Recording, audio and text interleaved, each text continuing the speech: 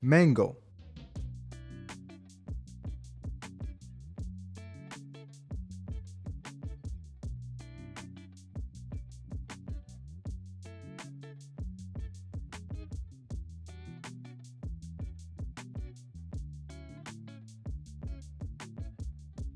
Now here is our beautiful mango. To check for ripeness, simply press with your finger, and if it makes an imprint like this one, then it's ripe. Firstly, when cutting our mango, we want to make sure it's positioned lengthwise, like so. We don't want it positioned widthwise, as we would be cutting against the pit. Again, we want to cut along the length and not the width. Next, you want to place your knife a millimeter or so beside the stem and make a slice along the length of the mango. We'll then make our second slice, and there's our two halves. This right here is where the pit is located, and you might not be able to see it, but if you press it with your fingers, then you're definitely going to feel it. Next, I'm going to show you how to salvage the flesh surrounding the pit. With your knife, simply feel for where the flesh ends and the pit begins, and then make an incision.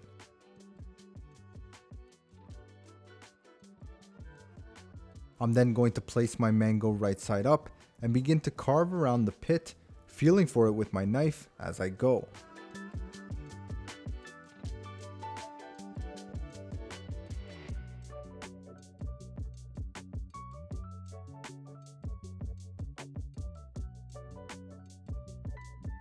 And there's our pit with a small amount of flesh remaining, which is great to chew on. With our mango strip, we'll remove the portion that contains the stem. We'll then angle our knife between the flesh and skin to remove like so.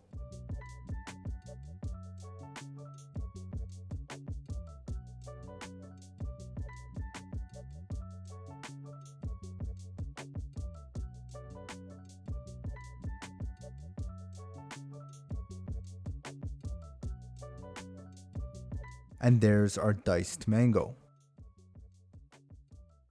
Now with the two halves, there's a few methods that I like to use. The first is to make vertical and horizontal slits in the flesh.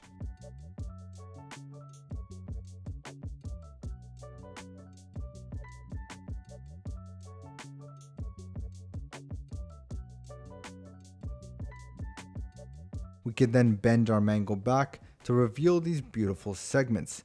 And from here, you could simply dig in and devour each square.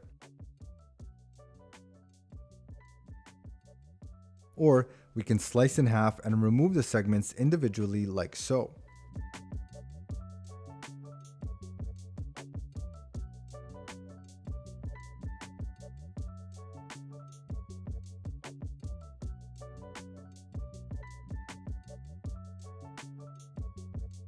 Another method is to use the same technique, making vertical and horizontal slits. However, this time, I'll instead use a spoon to scoop out the flesh along with its segments.